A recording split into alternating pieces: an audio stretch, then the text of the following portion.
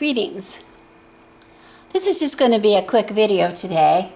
I finally worked up the courage to trim my Druid Craft Tarot deck. I showed you this deck before. This was a deck that was on my wish list for quite a while, and I received it as a gift.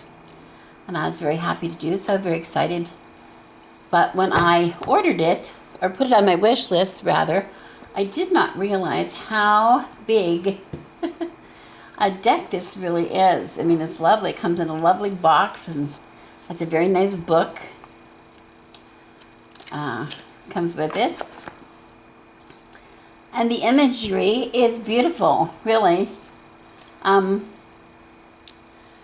have no complaints about the images. They're just beautiful. I really relate to the images a lot. But look at the size of the deck. I mean, it's like, it takes up my whole hand. I use my whole hand. If I wanted to shuffle this deck, I don't even know what I would do. It just really is uncomfortable. And I know me. If I can't shuffle a deck, I've been working on it, trying to build up my muscles. But if it's really this hard for me to work with, I'm not going to use it. I could do overhand shuffle like a lot of people do, this kind. But it just, to be honest, this is the way I usually overhand, is this way. And I can barely reach. I can barely reach that, so that's just not going to happen. So I did watch a few of the people who had this deck, and they trimmed the deck. And there's some options available to me. It does have a nice border. Now, I know a lot of people use the little paper cutters that slide, or the guillotine that chops this way. I do have both of those, but I've decided to, since I'm a little timid about this, I've decided to use scissors. This is what I would normally use, except I don't know what happened here. Somebody's dog got into these, which makes them a little stiff. And then I have this pair. This is my old fabric scissors that I bought new fabric scissors, and then my husband took these and had these sharpened. So they're nice and sharp, because I know the bigger the better, the longer the blade the better. But these are a little big for me. I'm going to try this first and see how that works. I don't know if it's going to work or not. But what I wanted to show you here is there's options. The options are just remove the white border and leave this little, wait, I have a light here that I think is bothering us. Is that a little better? I'm not sure if that's better or not. That might be wrong. Wait, let me try. The option is, again, like I said, to remove just the white border and leave this design border around here. It looks like it's maybe supposed to be stone.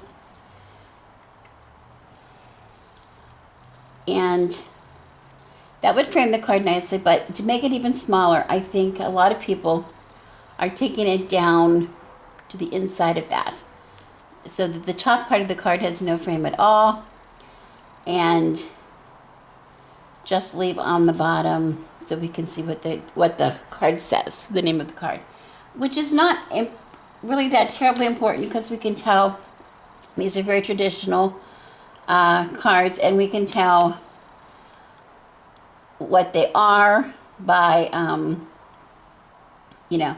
conventional ways. Here's the 10 of Pentacles, and there are 10, 5, 6, 7, 8, 9, 10 pentacles on the card.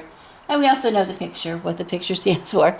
So we can remove the names, except I'm going to try to leave the names on and see if I like that, because when I read for clients, they do like to see the names of the card. I think they identify more with it if they can see what the name of the card is. So we're going to try that. So I'm going to stop this in case I really make a bad mistake. I'm going to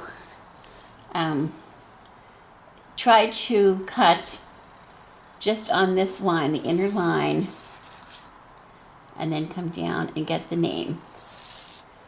and see how that goes. And I'll report back to you how that is. Okay? I've gone ahead and done 3 off camera because I was a little nervous, like I said before, to do it on camera. What I'm doing is, I did the first one with these scissors. They pinch. They need to go. I thought these were going to be too big, but actually they work out pretty well because I can really get a good long cut, good long straight cut. And what I decided to do, so I do not make a mistake, because I know some people cut off the name because they made a mistake one time and went on this line, is I'm going to start by leaving the name on. I'm going to start by leaving this name on, and then do the top, and then do the 2 sides. And where that little line is, I'm not cutting it off and I'm not leaving it on, I'm cutting on the line. So as you can see, maybe you can see, I can still see some color. I can still see a little bit of the border around the card here. But in some places, I seem to have gone a little crooked, like you would, of course, be prone to do. And like right in here, I don't see any of that border at all. But I keep checking, and as I put the cards together, and this is what Kelly of the Truth and Story promised us. This was her experience, that it's a nice organic feel. It's maybe not the completely sharply even, but it is certainly, there's no noticeable difference really in the cards. I think they feel nice. And she says just keep checking, and if you find any that really vary in size, go ahead and trim those a little bit. So I do like these big scissors. That was just my recommendation. But remember, these scissors are very sharp. They've just been sharpened. And these are actually fabric scissors, so they're really nice and sharp. Okay, again, I'm going to start here at the bottom. I keep looking to make sure I'm on camera, because the camera's kind of behind me. And I'm just going to go right on that line. You see how it just really... we all have a tendency to go a little crooked. So, once I get it placed, I'm trying to just stay true to my commitment on that line.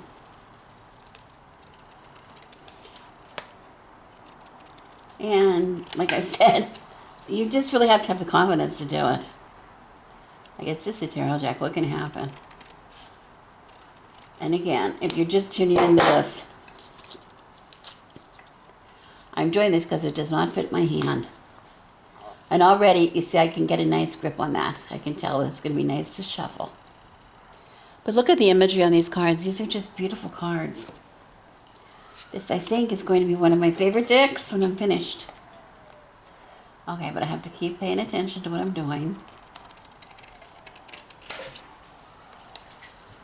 And you see, I'm really acting with great confidence in myself, which I think you have to. As soon as you start to worry, you're going to make a mistake. And again, maybe if I'm too much talking too much, I might make a mistake as well. So I cut it, and then I just am checking. But I hope I'm holding this in line.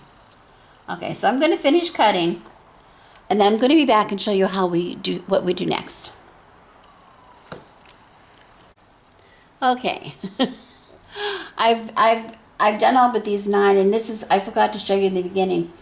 They're not just too big for my hand, but you can see, to try to see details of these with my camera, this is just 9 cards. If I wanted to do a larger spread with somebody that I read for on YouTube or on Skype, I've got a little bit of a problem. It's hard for me to get a good camera angle in these cards. So this is another reason that I really prefer the smaller deck. This is what they're going to be when they're cut. Let me pick these up. And I have saved 9 back. I mean, I have Oh, let me give you 9 of these.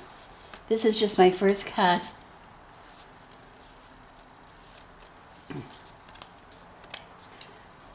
I haven't done any corners yet or anything, but I just want to show you the difference already when I put 9 cards out. It makes a difference. It's a small difference maybe to you, but to me it's a huge difference. It gives me a lot more options. The best I can. Of course, my camera placement is not the best right now. I'm kind of losing my light. But there you have that. And then I wanted to show you, so here's the difference. Here's the difference in the cards. You see a big difference in the cards already, right? Let me put beside. You see a big difference in the cards. Okay, now I wanted to show you how I decided to, how I made my cut. I found it easy for me. This is easy for me, maybe not for you. Maybe not as exact, because when I've cut it, you can still see bits of the border that was around. Remember, these were dark borders. This is a light border. And this was a light border, which we did not cut on. But it helps me so much. I don't have the greatest eyesight, and I'm for close work, and especially when I don't have very good light. And it was so perfect for me. And I want to tell you, to keep from making mistakes, I did every card the exact same way, and I sort of talked through it. I meant to make sure that I left on the title. So I started underneath, and I went right. I let that line, I don't know if you can see it, but there's a line right along the very edge of the bottom of the name of the card. To the left of this green border, it's white, so it's hard for you to see. But I lined my scissors up with that line, and I aimed for the top. I tried to aim for my point of this part of my scissors to line up here. And I try to do the top and bottom first. First the bottom, and I try to do it in one cut. So I don't get into this shaky. Then I turn it around, and right below this green border is a green, this border that you can see is a green border. I do the same thing with that line. Line up with my scissors, try to do that with one cut. Okay, then I don't have wobbly. If I tried to cut off this part, I know you can't see it because I can't see it hardly. There's a little, between the green and the blue sky and the trees here, you can hardly see where that little border is. So for me, that would be really hard. I'd be constantly shaving that, trying to get that exactly on that line. And I think for me, that would be problematic. You might do better. You might be better than I. And these blades of these scissors are a little thick. They almost just fit this border, the width of the border. So here on these sides, the left and the right side of the card, I want to try to do it in 2. And I line it up there. It goes pretty far, so I make sure it's in a straight line. And I cut. And the same on this side. 1, 2. And that's it. And I'm just doing these, and I remember starting at the bottom. I always start at the bottom, so I'm sure that I do not cut that name of that card off. And then I do the top. And then I do the sides.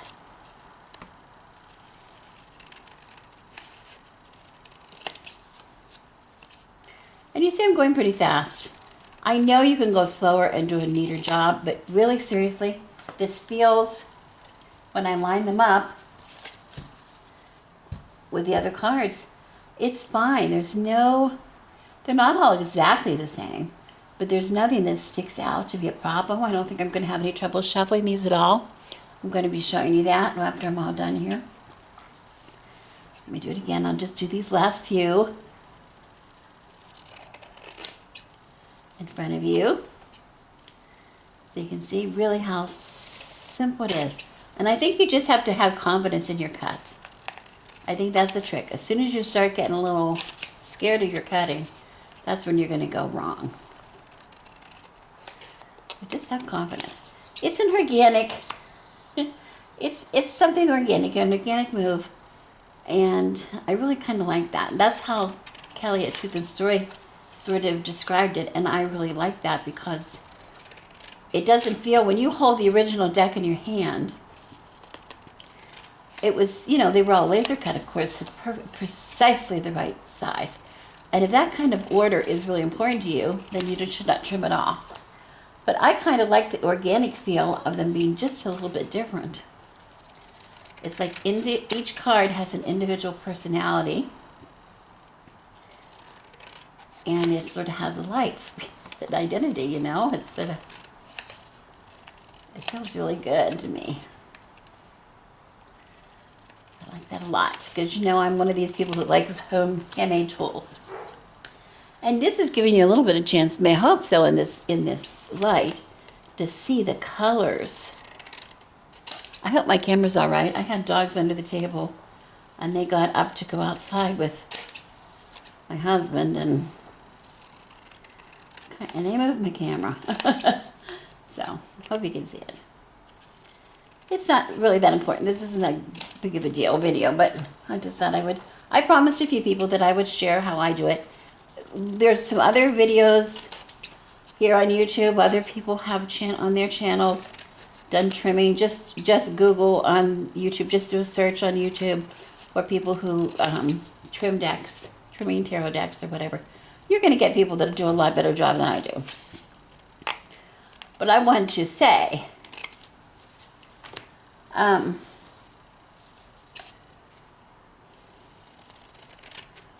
I wasn't looking for something really artistic. You know, I know some people have done beautiful jobs. I just want to have a deck that I can use. And I want to do justice to these cards. You know, when people make these cards, there's a reason they put borders on them. I mean, I've talked about that before. It kind of sets it off, separates from the background a little bit. It's like putting a frame on a piece of art. It sets it off a little bit. And these are such beautifully illustrated cards that, you know, the border sort of accentuates the beauty of the art, I think. But I do agree. Once I get this border off here,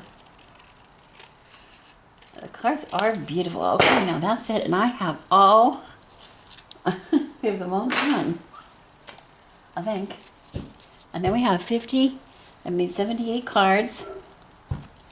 And you can see, before we even go further, look at how the artwork is set off on these cards. Isn't that gorgeous? They're just, oh, I think this might be my new favorite deck. I'm not sure. Okay, now the next thing I want to do, you know, remember I had said that I'm not really about altering the deck. Some people like to alter it because it looks better. I was trying to get a better size.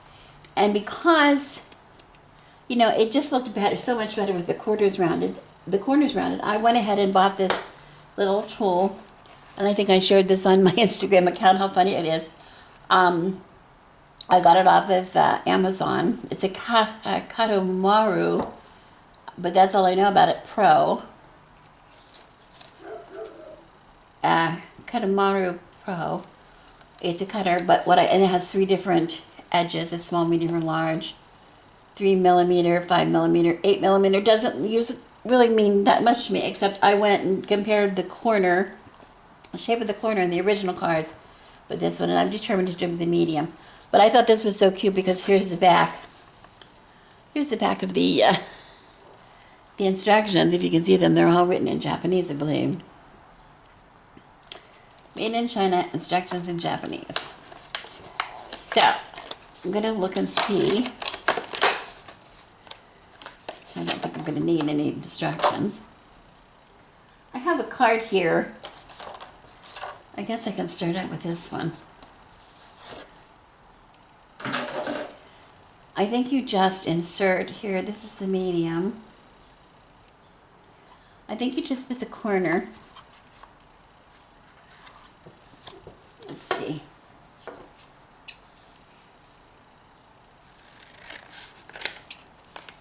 I'm just going to do this so that I have some square corners, because I wouldn't want to do it for the first time. It's about the same. And I'm just going to insert this Here it says medium. I'm going to insert this in there. And it has little guides here for 9-degree guides here and here that it just sets in there. And then, oh, and it made the corner. Look at that. Boy, that's slick. That is slick. Now let's see if I can do it standing up. Ah! This is gorgeous fun. Ah, look at that. Oh, that's going to be good. Okay, so I think I can do that. Let me try a couple more. Just to be on the safe side. This is going to go fast. I can tell this is going to go fast. Okay. So we're going to start out with the King of Wands, see how it goes. Wish me luck. Wait, I better take a drink first.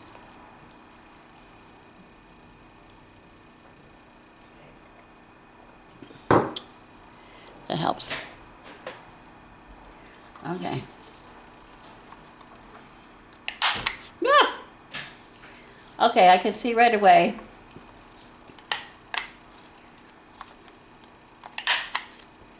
I can see her right away, something I might not like.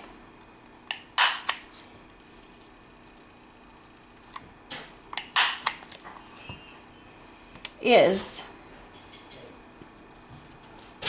that one is a little rough. There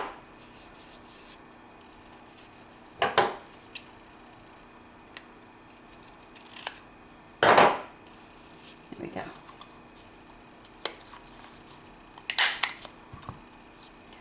Anyway, the corner's not going to have any border on it. The corner is not going to have any border on it. So I might want to cut that completely off after all, instead of having that little bit of a border.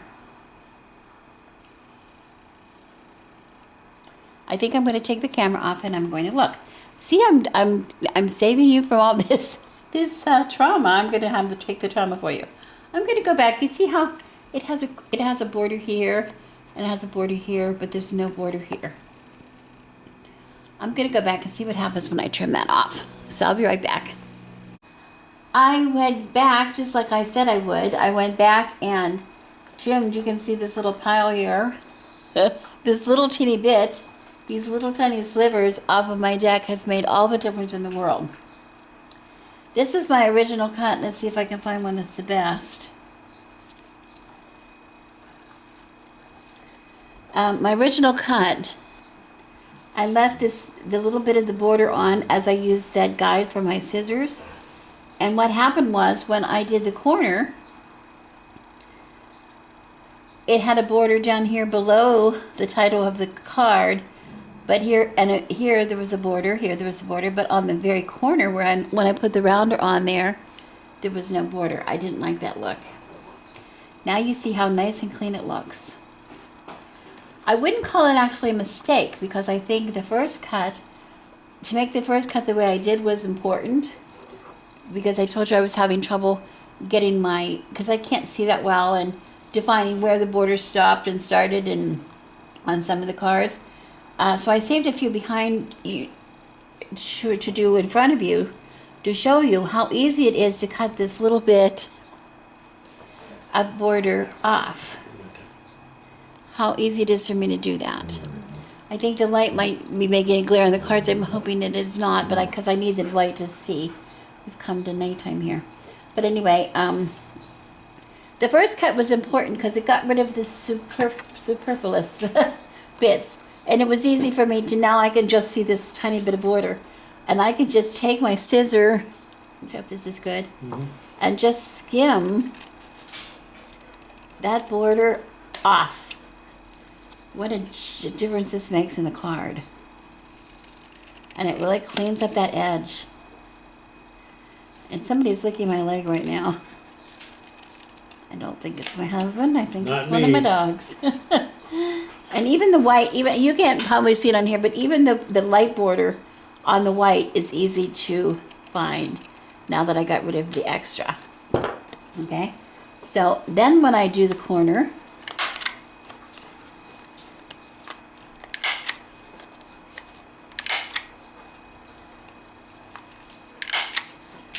there's no border on the side of the card, there's no border on the bottom, and there's no border on the corners, so it's really uniform.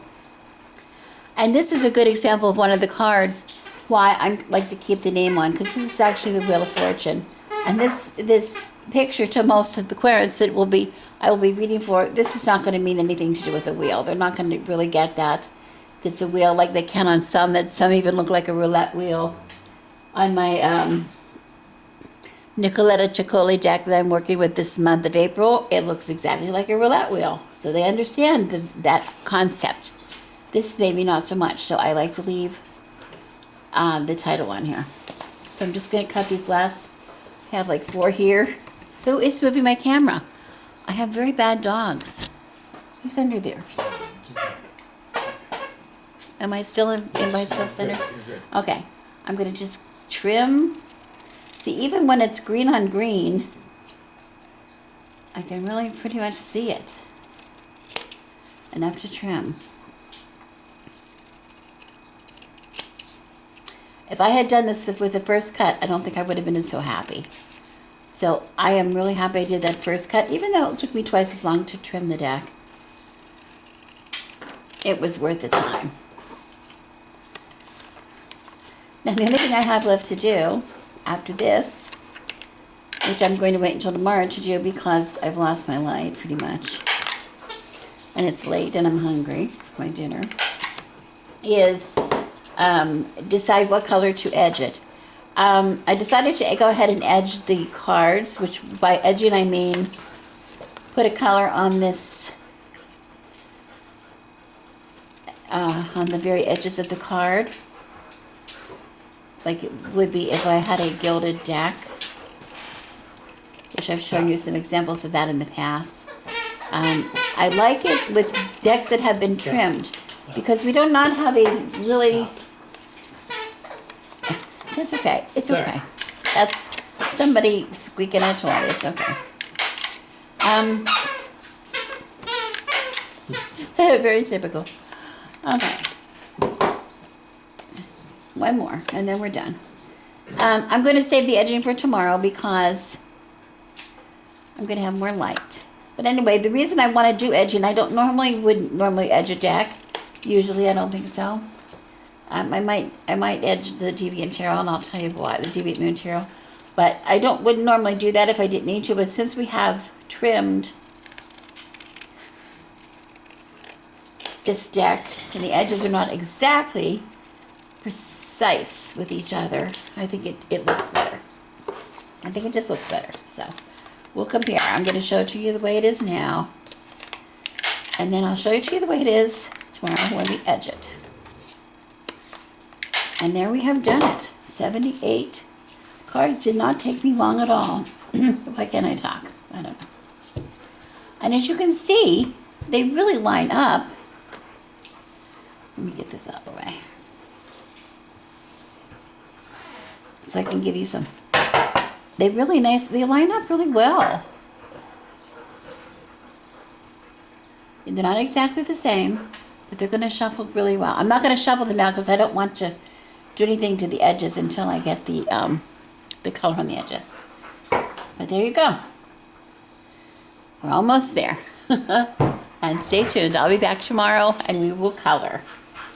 I have almost all of them edged. I decided to use the blue Sharpie, which is a chisel tip. I had a lot of trouble trying to decide the color, but I thought there's a lot of blues and greens, and the blue is really pretty. I'll show you when I'm done here. It comes out almost like purple. Even though there is a purple, I don't know what that comes out like, but anyway, it's really kind of simple. I was really worried about it. I looked at a couple of videos, and some people have different ways to do it, but I basically just put it so that right side up, the card right side up, so I could, I realize there's a glare here from that light, I'm sorry, but that's what I need to see to make the edge. But I just turn it so that the back is really facing me, and I just go make a stroke or two along the edge and turn it, and I make sure I get the corner really good. I keep looking up, and there I made a mark because I was looking up. It's okay. My light is bad for my eyes. I can't really see what I'm doing. I don't have good glasses for this, but I don't think I need it because the chisel tip just almost grips onto the edge really nicely. I think eventually there'll be a little slit in that chisel tip that it'll just sit in. The edge of the card will just sit in. But you just, it's kind of easy to see where places you've missed, because it's easy to see along here when you have a white spot. You can pretty much see the white spot. So I don't think it was necessary to quite be as worried about it as I was. If a little bit gets on the card, I suppose you can be quick and clean it off, but so you can really, I don't know if you can see that or not. But I have a place there, it's very white on the tip, I can see on the corner. So I just get it. It's just a very faint line, almost a little faint frame around the card, but really nothing that's noticeable. So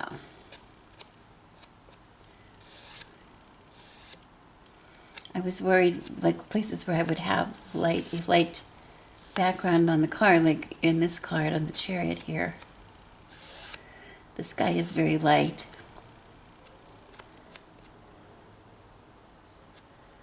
And there's really no blue on there. You can kind of see there's a blue outline around it, but it's so thin you really don't even notice it.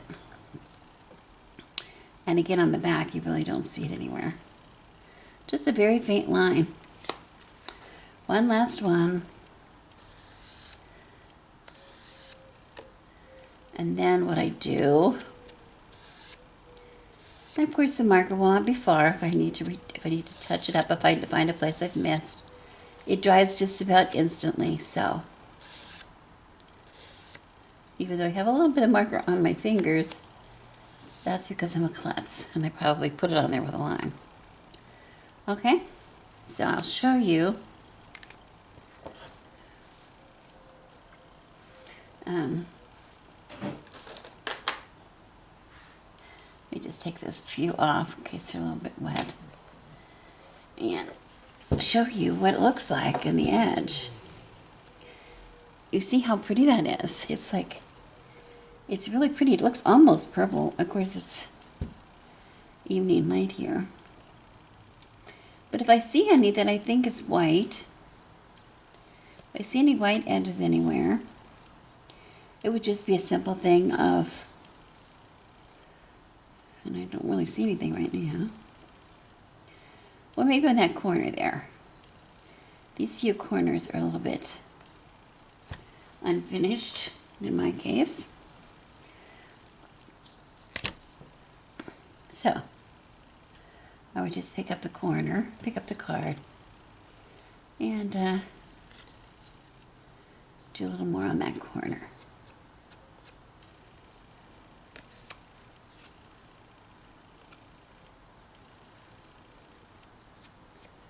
Where you see something white. And like I said, it almost dries instantly. It almost dries instantly. It dries almost instantly. And there, I thought we could use a little bit more. Okay. So, all in all, I think it's pretty satisfactory. So now when I take my cards and I lay them out, I'm just looking for some that are a little bit unpositive or dry. You really don't see, you see how nice they are? I don't see any of the blue on the front at all. And they don't take up a lot of room. And there's no Some people think a distracting frame on the front. I didn't really think it was distracting, but I think that's kind of pretty. Of course, I don't have it in frame. What the heavens? There we go. I need to get a better camera set up here. I'm just stuck sitting here on my table for right now. Okay, so I'm going to lay out for the very first time. I'm going to get these cards shuffled, and I'm going to be trying out a new spread with these cards. I'm going to see how they read. So I'll come back here in just a few minutes, and I will show you what I got. Okay. I almost forgot to show you, now that I've trimmed them, how much better they fit in my hand. And I thought I should shuffle to, since I'm a riffle shuffler, I need them to fit in my hand. And see, they do. Much easier to handle than they were. So, and I kind of like looking at that blue edge. That's kind of pretty. I was a little worried about the blue against the brown, but since it looks almost purple in my light, and it's enough for me. If a card in the future, if I think a card needs a little slight trim on one of the sides, I'll simply trim it, and then I will touch it up with my marker. Okay, I'm going to lay it out now. Okay, just a quick look at this little 7-card spread. This is a special birthday spread that I found that I really like a lot. It's really to the point of what you might want in a yearly spread that's not too involved. The center card here speaks to how to be present and to everyone around you. I'm just going to give you a really quick. This is my first time actually reading these cards, so I'm just doing a really quick little reading here to see how they do for me. And I like very much, this is the King of Cups in the center here, which talks about being present to everyone through sharing artistic talents and creative endeavors, and which is really spot on for the person that I'm reading for here. I like that a lot. Then the card up here, this is card 2. This talks about a challenge that you need to this person will need to tackle for the year. And this is talking about, this is the King of Pentacles, which talks about being successful through a steady progress, not being in a big hurry, but doing things, slow and steady. Slow and steady wins the race. Also, listening to other people, nobody, that's a really good advice. Nobody really gets to be on top alone. It's good advice for people in politics, our political situation right now. If people would listen to people experts in the field, experts who maybe know better, they would be more successful perhaps.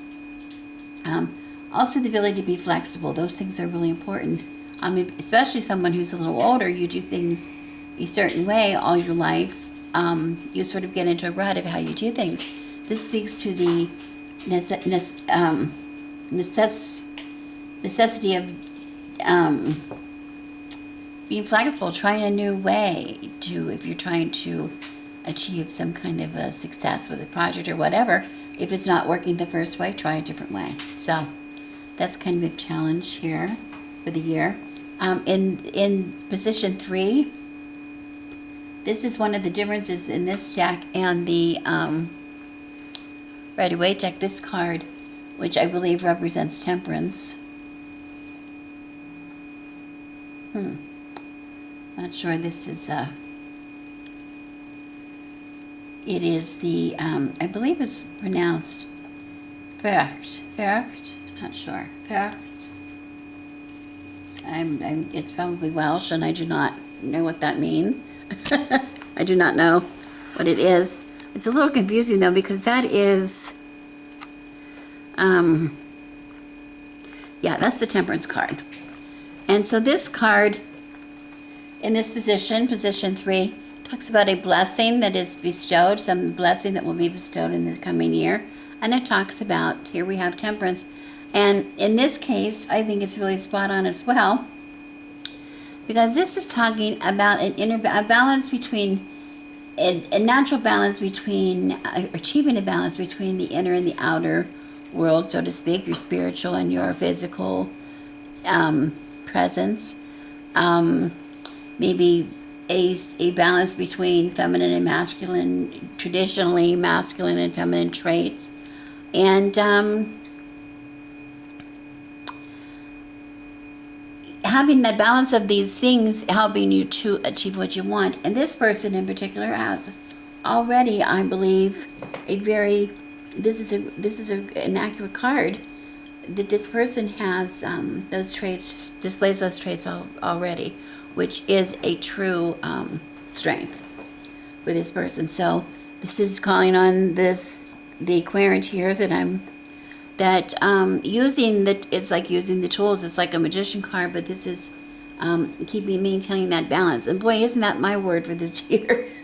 So I'm sure this person has heard a lot of me speaking about balance, but this is another kind of balance, which in order to move ahead, it's kind of at this stage in life where for these kind of things that this person would be interested in achieving, this is really paramount for success in these areas. Okay, so then we have position 4 here. This is the 5 of Swords, representing a passive influence in the querent's life. And it talks about a breakdown in communication, or a breakdown, or maybe having some harsh feelings, or blaming people for other things, maybe blaming people for things in the past that maybe somebody kept you from going forward when you were trying your hardest to go forward. I think that's really accurate in this situation as well. But this is telling us it's a passing influence. The influence of this is where it should remain in the past. Oh, I see this so many times when I do readings. Things that I want to remain in the past. This is coming up because there is a reason that this card is coming up for this person right now. Yes, this is maybe true of the past, but this is not necessarily true of the future. We're speaking of the year ahead. And in order for this person to move forward and feel success and feel and be happy, truly happy, they need to leave these kind of feelings behind them. Whatever the outcome was, whatever the effect they had on them, it is past. It is time to look forward. And here we're looking forward. What's coming into your life with position 5 is the 2 of Wands. And the 2 of Wands is talking about maybe new possibilities coming from new relationships, or maybe new ideas. Forget, maybe these people didn't do it for you. So look forward in forming new relationships, or with like-minded individuals, people that are not going to oppose you, but people are going to help you. It also could represent a new journey. There might be a journey, either a physical journey or a spiritual journey, or an inner journey of some kind. Coming to a new place in your creative endeavors, perhaps. Maybe going into a little different direction than you had set out to. Okay. Finally, here we have these are really simply, this is what I love about this spread. Do less of this, do more of this. And here we see do less of this in the year ahead. The Prince of Cups coming in here.